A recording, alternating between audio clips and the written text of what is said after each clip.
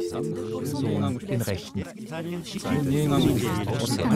Bir müşteri olan Yani im rechten Teil an der Nordseite. Bunu inceleyelim.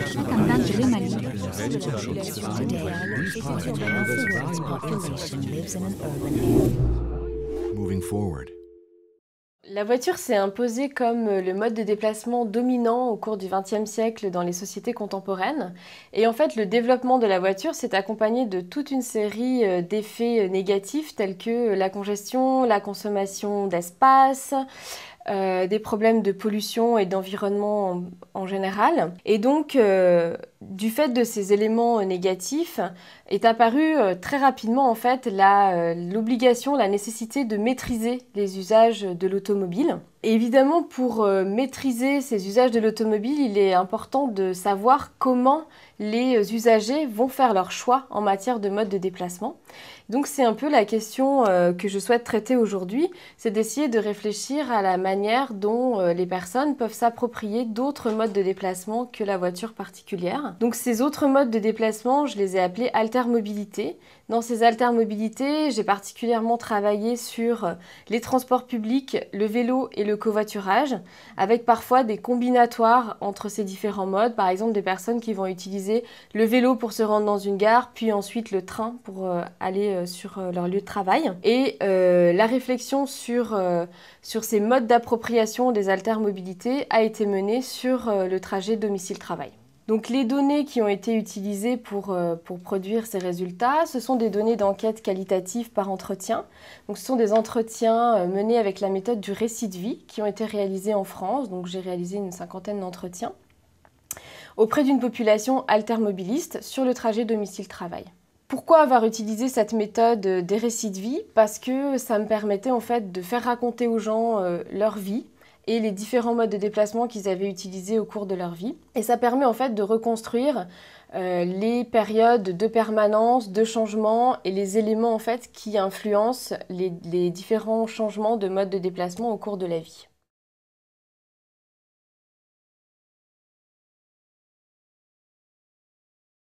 Par rapport à ces éléments de cycle de vie, il y a deux grandes périodes structurantes qu'on peut repérer dans les parcours de vie.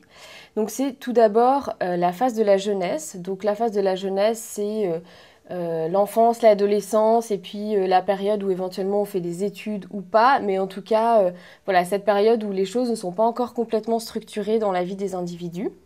Et cette phase de la jeunesse, elle se caractérise par des expérimentations et des tâtonnements. Et donc on retrouve ces expérimentations dans les usages de modes de déplacement. Donc ça va être par exemple une période où on va expérimenter le train, différents usages de transport public, où on va pratiquer l'autostop, où on va éventuellement emprunter des voitures et les utiliser à plusieurs, où on va se faire prêter des vélos, etc. C'est un peu le système de la débrouille. C'est aussi lié bien sûr aux contraintes économiques des jeunes qui n'ont pas forcément non plus l'argent pour acheter un véhicule et se déplacer avec. Et donc on a comme ça une période qu'on peut appeler une période de tâtonnement modal.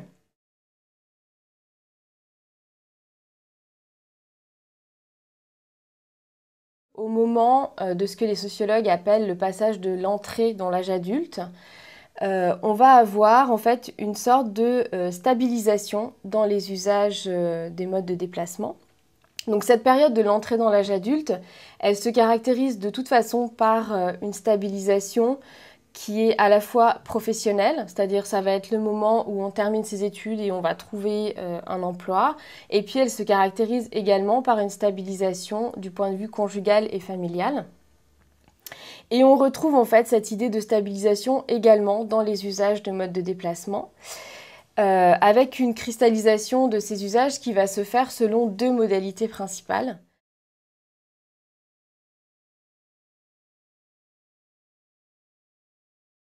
Donc la première, qui est de mon point de vue la plus évidente, elle va se faire en faveur de la voiture. C'est-à-dire qu'à partir du moment où les personnes vont avoir obtenu leur permis de conduire, puis vont avoir acquis leur premier véhicule, il va vraiment y avoir un abandon complet de tous les modes de déplacement qui étaient utilisés auparavant au profit d'un usage exclusif de la voiture. C'est finalement la première modalité de stabilisation des usages au moment de l'entrée dans l'âge adulte. Évidemment, cette stabilisation en faveur de la voiture, elle est particulièrement visible dans les générations qui sont devenues adultes dans les années 60, 70, 80.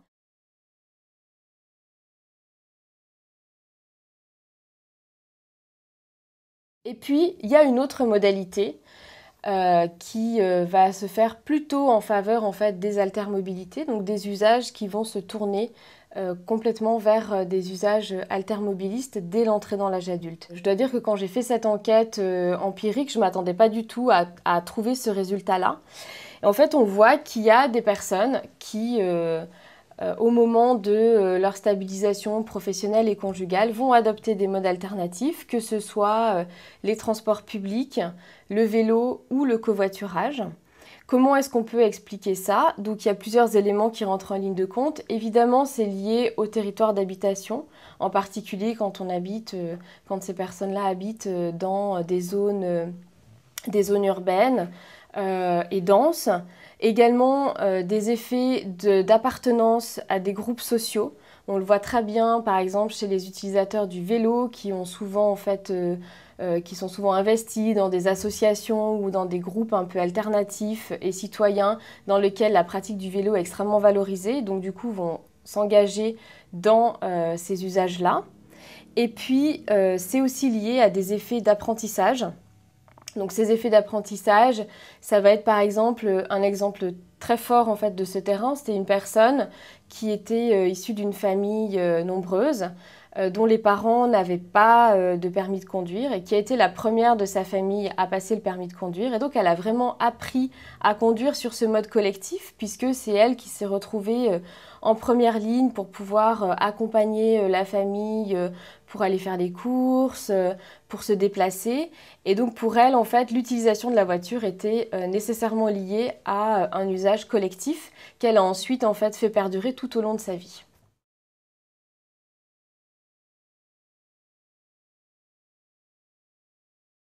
Et donc on va maintenant s'intéresser à ces processus de changement qui sont des processus relativement complexes que j'ai analysés sur le trajet domicile-travail. Alors, ils sont relativement complexes parce qu'ils font intervenir 3 types d'éléments. Donc, le premier, ça va être des dispositions, c'est-à-dire un état d'esprit qui les place dans la disposition à changer de mode de déplacement.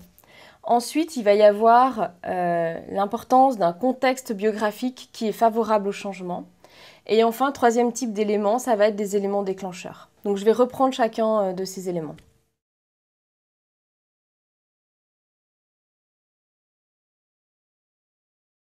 Donc tout d'abord, les dispositions, elles sont de différents ordres, ces dispositions. Il va y avoir des dispositions négatives à l'égard de la voiture. Donc ça va être des personnes qui vont être lassées en fait d'utiliser la voiture, qui sont confrontées au quotidien à des problèmes d'embouteillage, de difficultés de stationnement, éventuellement d'accidents sur la route, etc.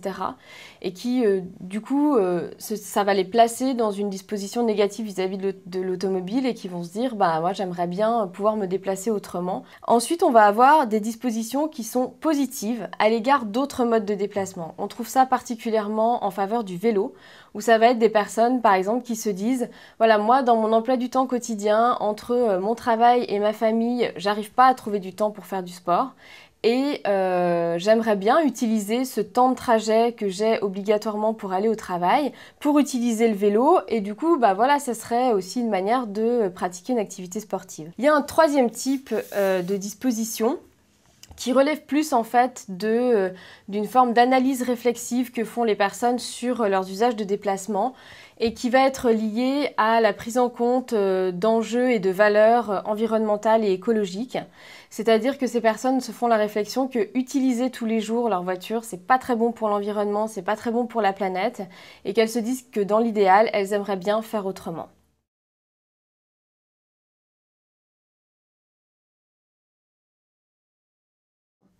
Ensuite, il faut savoir que ces changements, ils interviennent systématiquement dans des contextes biographiques qui sont favorables au changement. C'est-à-dire que ça va être déjà un contexte biographique où on trouve des sortes de ruptures. Donc ces ruptures, elles peuvent être très différentes les unes des autres, et qui du coup va permettre une transformation des habitudes et des routines. Ça peut être des ruptures biographiques très fortes, comme par exemple le décès du conjoint, qui va reconfigurer complètement évidemment l'organisation quotidienne de la personne. Ça peut également être des ruptures qui sont liées à des étapes dans le mode de vie. Donc par exemple l'arrivée d'un enfant, une mise en couple, une séparation, le départ des enfants du domicile familial, etc. Et puis on a aussi des événements beaucoup plus simples, tels qu'un déménagement ou un changement d'emploi, qui vont là aussi réorganiser évidemment l'organisation du trajet domicile-travail.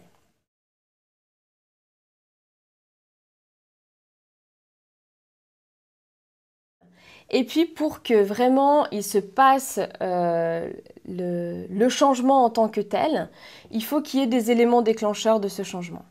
Alors ces éléments déclencheurs, ils sont là aussi de nature très différente.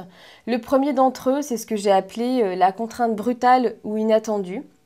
C'est-à-dire que les personnes vont se retrouver face à une jambe cassée qui les empêche de conduire, face à un véhicule immobilisé parce qu'il est en panne, parce qu'il a été accidenté, etc. Et du coup, elles vont être dans l'obligation de trouver une alternative pour se rendre sur leur lieu de travail. Et donc ces alternatives, ça va être par exemple trouver un collègue qui peut nous covoiturer ou utiliser les transports en commun. Mais l'idée, c'est que vraiment, par rapport à cette contrainte brutale et inattendue, il faut reconfigurer, on est obligé de trouver une autre solution. Le deuxième type d'élément déclencheur, c'est ce que j'ai appelé l'engagement. Donc là, on est plutôt sur des profils d'altermobilistes qui vont être militants.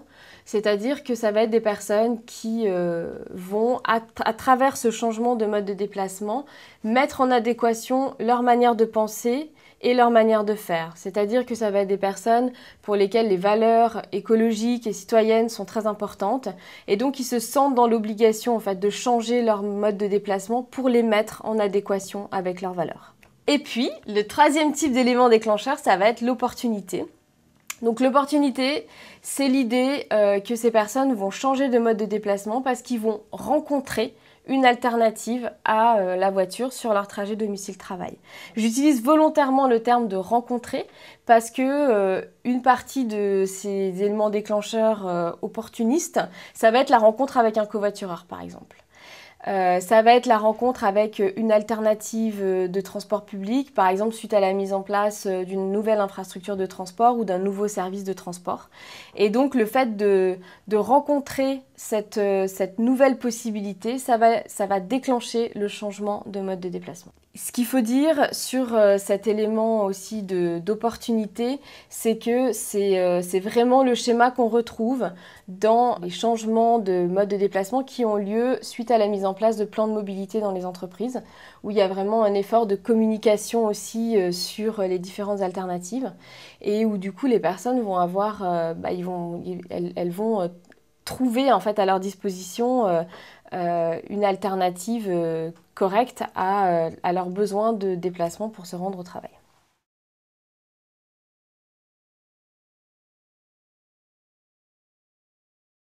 La question qu'on peut se poser une fois qu'on a compris comment se passait le changement, en particulier quand il est lié à une contrainte brutale et inattendue, c'est de se dire finalement pourquoi les gens vont continuer.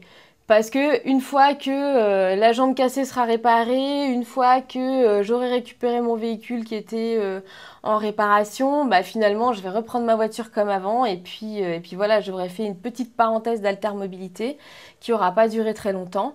Et en fait, ça se passe pas tout à fait comme ça, en tout cas pas chez les personnes que j'ai rencontrées, puisque c'était des altermobilistes à long terme.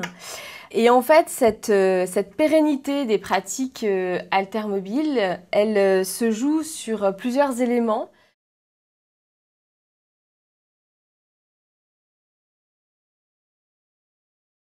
Le premier d'entre eux, c'est que les personnes, en fait, à l'usage de ces modes alternatifs, vont se rendre compte que le temps de trajet leur apporte quelque chose qu'ils n'avaient pas quand ils se déplaçaient en voiture. C'est-à-dire que là où ils avaient l'impression qu'ils perdaient leur temps quand ils faisaient leur trajet en voiture, ils vont au contraire avoir la sensation d'un temps qui est gagné, d'un temps supplémentaire en fait, dans leur trajet domicile-travail, que ce soit d'ailleurs dans l'utilisation du covoiturage, des transports en commun et du vélo. Donc ça va être un temps qu'ils vont pouvoir utiliser pour se détendre, pour discuter avec d'autres personnes, rencontrer d'autres personnes, pour lire, etc. Si on s'intéresse en particulier au covoiturage, il faut savoir que cet élément-là, il est fondamental. C'est que très souvent, en fait, avant de covoiturer, les gens nous disent pour moi, un des éléments attractifs du covoiturage, c'est le fait de partager mes frais de trajet. Et en fait, quand on interroge des personnes qui pratiquent le covoiturage, cet élément-là, il est quasiment oublié au profit de la convivialité qui se joue pendant les trajets qui sont partagés avec d'autres personnes. Et c'est vraiment sur cet élément de convivialité que se pérennise en fait l'usage du covoiturage.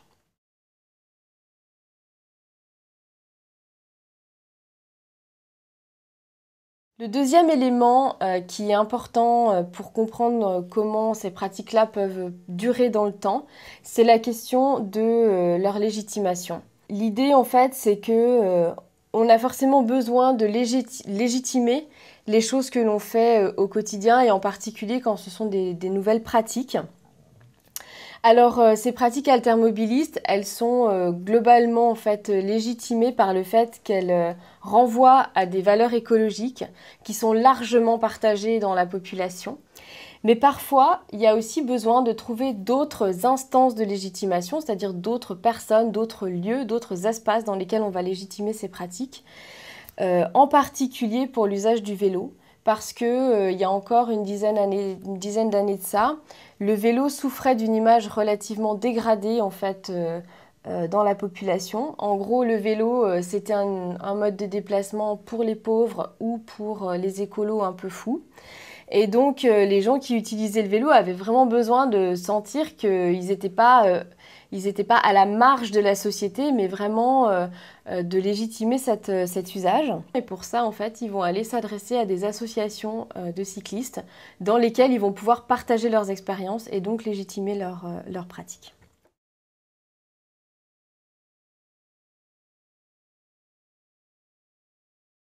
Et puis, le dernier élément qui joue sur la pérennité de ces usages, c'est bien sûr la création d'habitudes et de routines. Parce que plus on pratique quelque chose et plus on devient expert dans cette pratique, on connaît le fonctionnement, on sait comment ça marche, on n'a plus besoin de se poser des milliers de questions. Et du coup, ça devient plus facile et on n'a plus envie non plus de trouver l'énergie de recommencer à changer en faveur d'autre chose.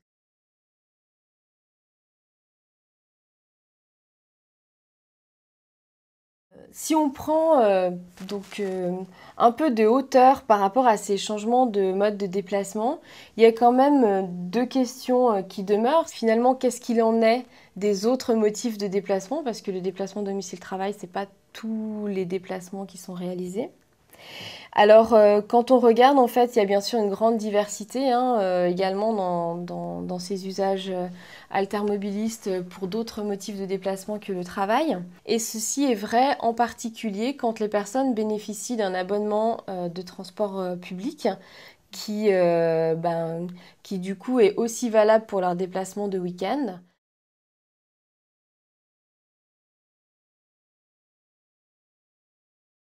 La deuxième question, c'est la question de l'objet voiture en tant que tel. Finalement, je l'utilise plus sur le trajet domicile-travail. Est-ce que j'ai toujours besoin de le conserver ou pas? Et là aussi, il y a un élément qui est vraiment très intéressant et surprenant. C'est que la plupart de ces altermobilistes que j'ai rencontrés conservent leur véhicule parce que ça leur sert c'est une sorte de filet de sécurité pour eux.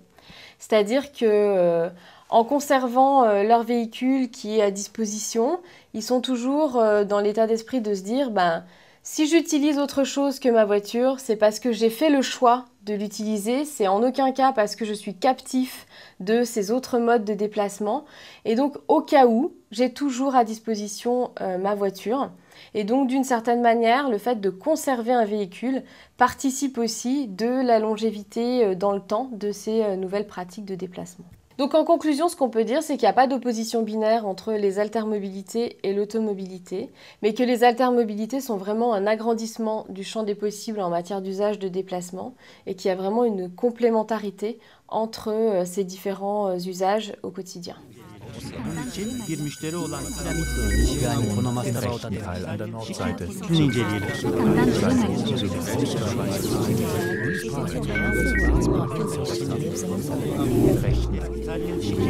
inceleyelim.